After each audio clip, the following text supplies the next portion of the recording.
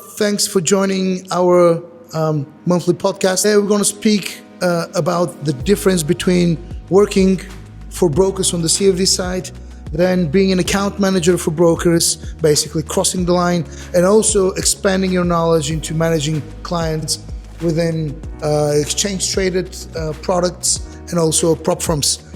We have Rado with us. Rado, give us a little bit about your background in the brokerage space. Of course. Hello everyone. Alex, thank you very much for having me here. Before I joined DXbrief, I spent almost a decade with some of the popular European regulated CFD brokers. I've been an account manager, I've done business development, I've engaged with partners, IBs, affiliate onboarding, retention. Literally worked on every vertical. I've touched every operational item a broker does, anything from sales, marketing, compliance, tech sourcing, and integration. And it was a very interesting switch for me when I crossed the line, and I made a move to join a technological vendor producing technology for the fintech market. Okay, and forgive me, you have been with us for how many years? It will be slightly above 2 years. I joined in early 2024. Okay, so what are some of the things that surprised you the most when you came from being on the brokerage side and now being on the vendor side? That's a brilliant question. Thank you very much for bringing You're it welcome. up. It's a totally different business, okay? Because from the broker's perspective, you're after the end user. It's a strictly B2C relationship where everything is targeted towards the end consumer. In perspective, anything from within the organization. So the biggest surprise for me was the amount of detail and focus the teams exhibit when they onboard a new customer, when we integrate the different pieces of technology, because some of the platforms are SaaS products which are available on the fly, and the integration takes a few business days. But then again, some of the integrations are a lot more complex, touching on enterprise level customers. So the people are extremely detailed, because this piece of technology needs to be bulletproof. When you have tens of thousands of customers investing sometimes a lot of money, they depend on stability, they rely on the quality of the products, and this is some of the really surprising things, how focused and how detailed the professionals that I work with on a daily basis are. Okay. You mentioned you have a vast experience with CFD brokers, but currently you're an account manager working with CFD clients of DXbrief, CFD brokers, but also with brokers who offer exchange-traded instruments, and also on top of that, prop firms who heavily invest in the futures and options trading. Yes. Yep. So how does that change? I mean, how different are the universes on the OTC side and the exchange-traded side? Things are very different. These are two totally different business verticals. I'm holding the SISAC Advanced Certificate, which is not a requirement for everybody working in the industry, but one of my previous employers insisted that I obtain that certification so that I could stand out as a reliable point of contact within the organization, and of course reaching out to the end traders. However, the focus for many years has been CFDs. The biggest difference is from the fact that CFD business is strictly OTC. It's an over-the-counter product, which requires a different set of technology, different set of connections, whereas the exchange-traded products, it's a lot times and times more complex and more demanding environment, not only from the compliance and reporting side, but purely on the technological side. And I can see this difference in my interactions on a daily basis with the customers that I service as an account manager here at DXbrief. I could tell the people who come from the exchange-listed universe, they are very often a lot more technically prepared. They know a lot more about the industry.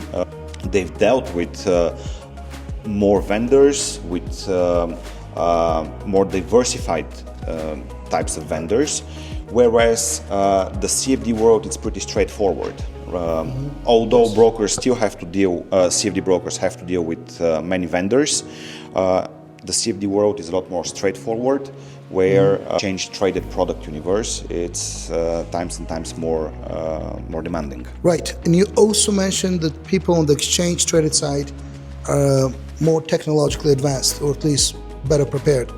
So let's talk about platforms now, because this is DXbrief's bread and butter. What is a good platform from the broker's side, and what is a good platform from the vendor's side? How do we see it differently? That's another brilliant question, by the way. Full of good questions today. Yes, that's awesome.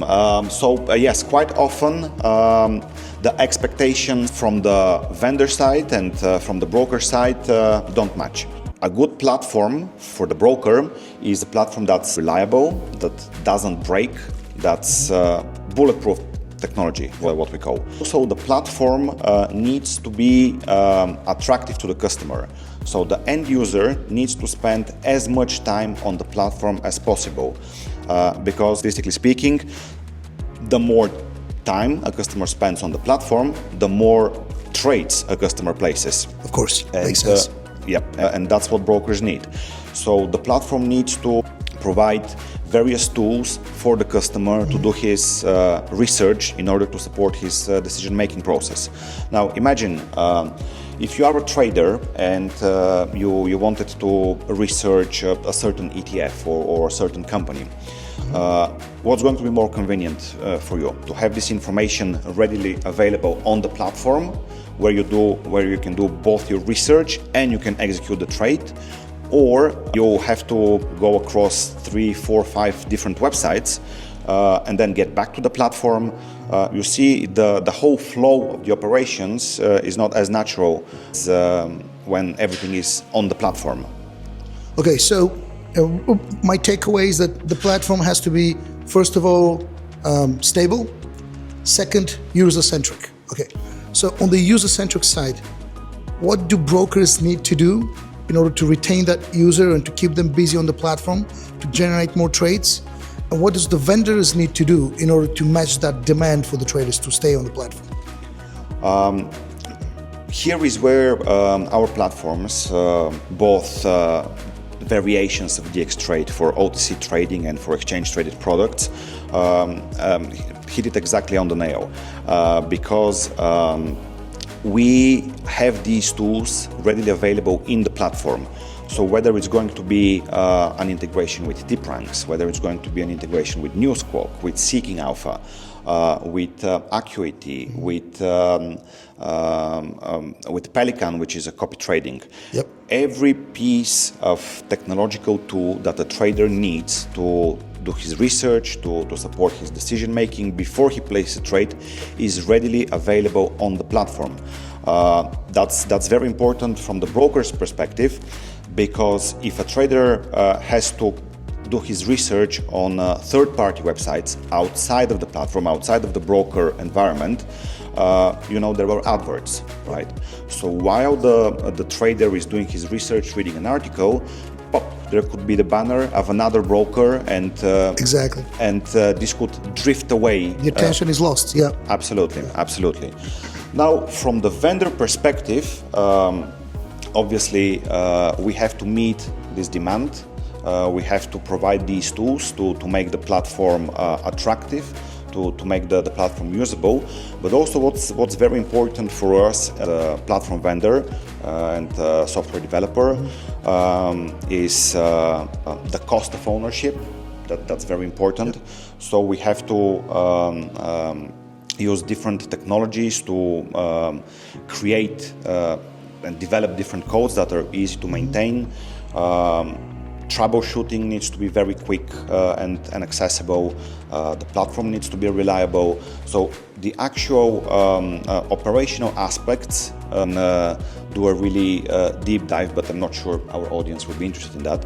But the platform, the vendor concern is with the stability, with the availability, with the cost of the platform, whereas the broker is more concerned with the features the platform brings in order to improve the user experience.